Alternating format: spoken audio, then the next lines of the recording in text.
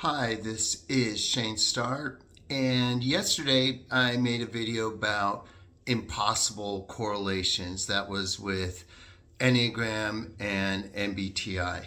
And I figured it's only fitting for me to do another video that are correlations, or at least likely correlations. So in this video, I'm going to go through the Enneagram types 1 through 9, and I'm going to have a definite cognitive function type that goes with these, and then a secondary one that kind of does, could be, and then anything in between what I mentioned yesterday and what I mentioned today is kind of gray area, and I would say look elsewhere if you're looking for a perfect correlation or a perfect non-correlation. So with that in mind, let's get started. So Enneagram 1, we know that Enneagram 1s want to be good. They are responsible. They have feelings of anger, which is more precisely, at least I think, defined as a sort of simmering frustration with the way things are. We want to make things better. Enneagram 1s want to improve the things around them. A lot of them don't like the term perfectionist. I don't mind it. It's a problem that is a lifelong work in progress to get over. Being a perfectionist about everything is a real burden. But what cognitive functions does this go with? I would say TE is an obvious choice, extrovert thinking, because extrovert thinkers want to get things done. They want to do things correctly. They care about rules. So there's a lot of overlap, and it's the obvious choice. Now, secondarily, I would say that SI, at least in the MBTI sense, not so much in Socionics. In Socionics, we're not thinking of Enneagram 1 so much for SI, but in the MBTI understanding of SI, procedural, cares about the rules, doing things correctly, attention to detail, structure, organization, routines, systems, following directions, giving precise directions. All of that description of SI also goes with Enneagram 1. So I would say from an MBTI perspective, SI is a good fit. Now with Socionics, what I just described with SI might sound more like TI to some of you, but I'm sticking mostly with MBTI for the sake of this video and a wider audience getting it.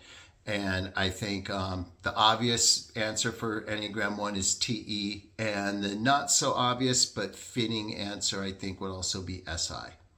Moving on to Enneagram 2, the secondary answer here, NI, can be an Enneagram 2. Now how's that? I would say ethical depth. Introverted intuition leads tend to understand things in a deeper way. And if that's, scientific knowledge, that's one thing. If it's spiritual knowledge, that's another thing. But emotional knowledge and practice can yet be another. And if you are one of those, then introverted intuition could indeed sort of go with Enneagram 2. Now, the obvious answer for Enneagram 2 is FE. It's all about FE. FE is social. It's giving. It cares about the others. It's tribe over self. All that kind of stuff. That correlates perfect with Enneagram 2. So if you're a lead FE, check Enneagram 2 as your Enneagram type. If you're an Enneagram 2, check the 2 FE lead types, ENFJ or ESFJ, as a possible, if not likely, MBTI type for you. All right, moving on to Enneagram 3. Like Enneagram 1, I would say TE is a good fit here. Why? Pragmatism. is shared with both Enneagram 3s and TE. I think it actually goes better with ENTJs than ESTJs, although ESTJ is like the second best possibility for Enneagram 3 out of all 16 types, I think. It's both care about getting things done with speed, getting things achieved, finished, on to the next. The workaholic stereotype, that all fits. But I would also say that FEs also fit with Enneagram 3. Not in the same way, obviously, but in terms of social media, family, group dynamics, all of those things, workplace dynamics, Enneagram 3s tend to be FE leads as much as they do TE leads. So I would put FE really strongly up there. ENFJs, ESFJs, I can see that going with Enneagram 3 quite well. So if you are an Enneagram 3, check out those types or the lead TE types, particularly ENTJ. The reason why ENTJ over ESTJ is because ESTJs have a certain care and concern with details and rules that Enneagram 3s generally don't have, which mean, but ENTJs will break a rule if it suits their purpose, and they don't care about the details as long as the overall vision is accomplished, and that fits best with Enneagram 3. All right, moving on. Enneagram 4. I think the obvious choice here is FI, introverted feeling. The things we note on Enneagram 4s is the depth of feeling, particularly negative feelings, the search for oneself, the ongoing melodramatic feel and meaning of things. I think that goes deeply with FI, and it also secondarily I think can go really well with NI as well. I don't want to make stereotypes about healthy or unhealthy types, but I think an unhealthy NI lead is more likely to be an Enneagram 4 than anything else. I noticed when I made this video, each cognitive function is represented as the number one option in one of the 9. Some of them, like TE, is good for both 1 and 3. SE is, no, the rest of them just have 1. I know SE can be equally strong in Enneagram 7 and 8, but NI, I didn't have them as the lead function for any of the 9 types, but they had the most appearances in the whole video as a secondary type, which I thought was kind of weird but interesting. So back to the point, for Enneagram 4s, we're looking at FI firstly, and I think NI secondly. Why not FE? Because Enneagram 4s are self-absorbed. They care about themselves. Even if they show empathy, it's only after garnering sympathy first. That's more FI. FE truly does think of others ahead of themselves. And even though the results might look the same, I think the motivations are different. So that's why FI and NI. And Enneagram 4 is one of the most introverted types, and FE is the most extroverted cognitive function. So I don't think it fits. Okay, next, Enneagram 5. This one, maybe with the exception of Enneagram 8, is the single biggest one that just goes with one function, and that would be TI, in my view. Now, I would say high NI users can also be Enneagram 5, say ISTJs and INTJs with, ISTJs, that's more controversial, but I would say INTJs with their introverted intuition, they are definite Enneagram 5. If you're looking for an ISTJ Enneagram 5, I think the fictional character Mr. Spock of Star Trek is a good fit here, just to prove that they do exist. But I don't think those are very common. NI would be more common, and almost especially in Socionics, I would say TI dominates. If you're a TI lead, you are either an Enneagram 5 or maybe a 6-wing 5 in Socionics.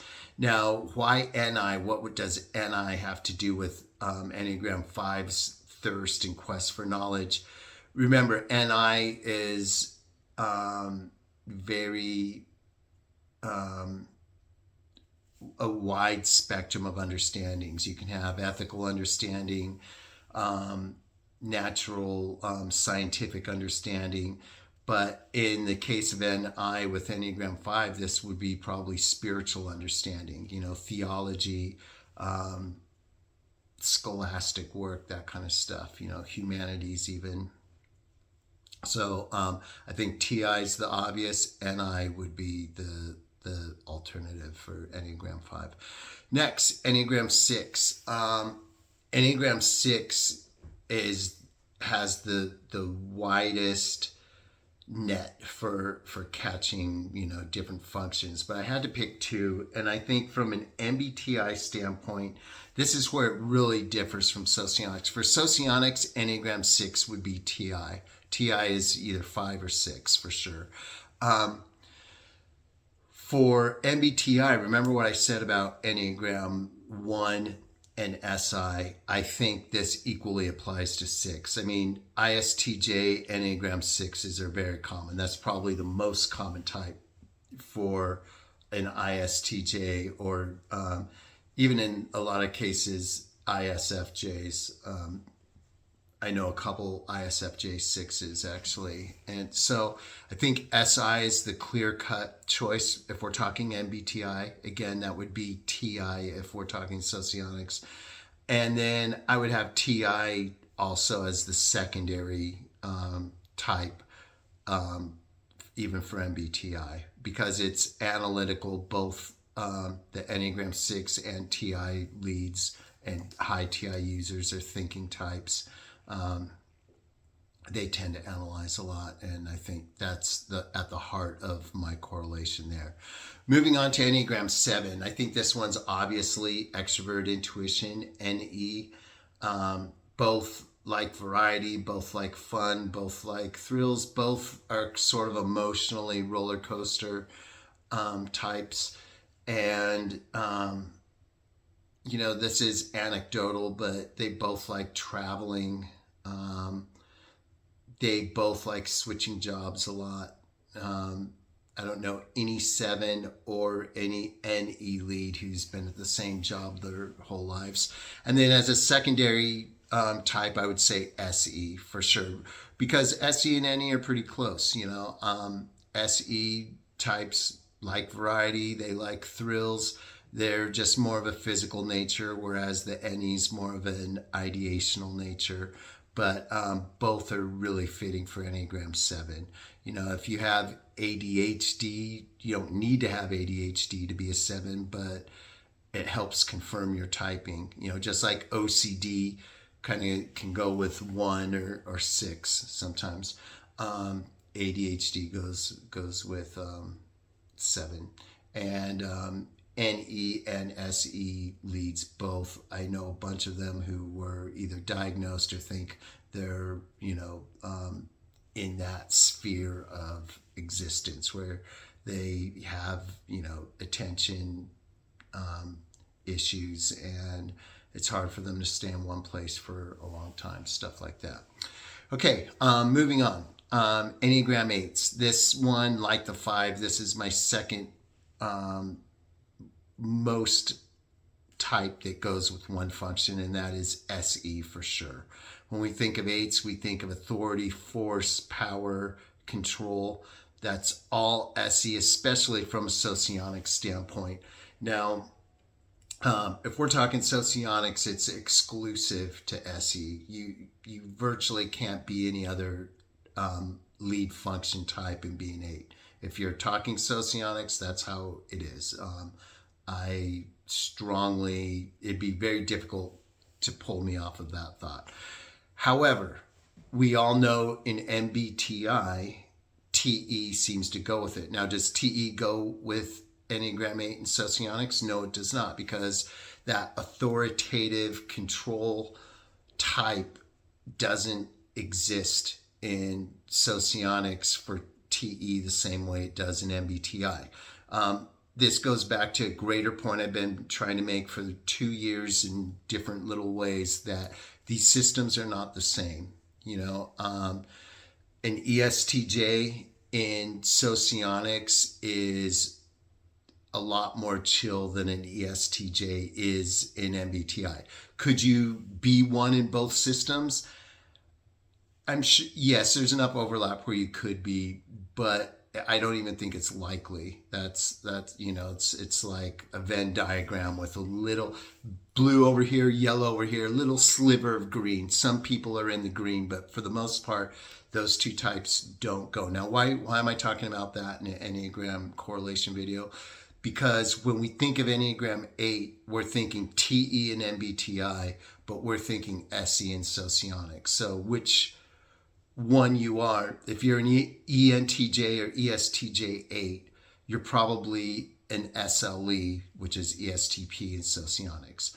On the other hand, if you're an SLE in Socionics and an Enneagram 8, you're probably not an ESTP. Again, there's that overlap. You could be. I think Taylor Briggs is one that comes to mind, who's ESTP and Enneagram 8 in both. But there's not many of his personality type around, okay? If you are an 8, you're probably a TE lead in MBTI. Not necessarily. You could be an ESTP, but probably not. Okay, definitely not ESFP and MBTI. An SEE could be an 8, yes, but not, you know, ESFPs are more like ESFJs and Socionics. So that's where correlations can get you into trouble, because we all want it to fit a nice, neat, easy puzzle, except for the NE leads. They don't care about that, or high NE users. People like me, it drives me crazy that everything doesn't fit exactly according to one principle, but it is what it is. You know, I'm not going to change the world with these videos, so I just have to go with what is the case rather than what I wish was the case. All right, so moving on. Enneagram 9. In MBTI, I think Enneagram 9 goes really nicely with introverted intuition. The issue, though, is that Enneagram 9 is a body type, and body types, to me, correlate with sensing types, not intuitive types. So there is a problem there linking 9 to intuition. I think SI is probably a better fit. I find it strange to myself that I have SI listed in both 1 and 9, but they're both body types, and they both care about getting things right, just for different reasons, and what right looks like to one will be different from another. But for Socionics especially, if you're SI and MBTI, you're more likely to be a 1 than you are a 9. But if you're an SI lead in Socionics, it's almost impossible to be a 1. You're almost certainly a 9. So again, we see the systems kind of clash there. If you are an SI lead in Socionics, you are most likely a 9. If you know for sure you're a 9, in MBTI, you probably aren't an SI lead. You're probably an NI lead. Okay? So again, what correlations look like between Enneagram and MBTI are sometimes going to match, but more often than not going to match if we're correlating them to Socionics types. Right? That's all I got for today. See you soon. Peace out.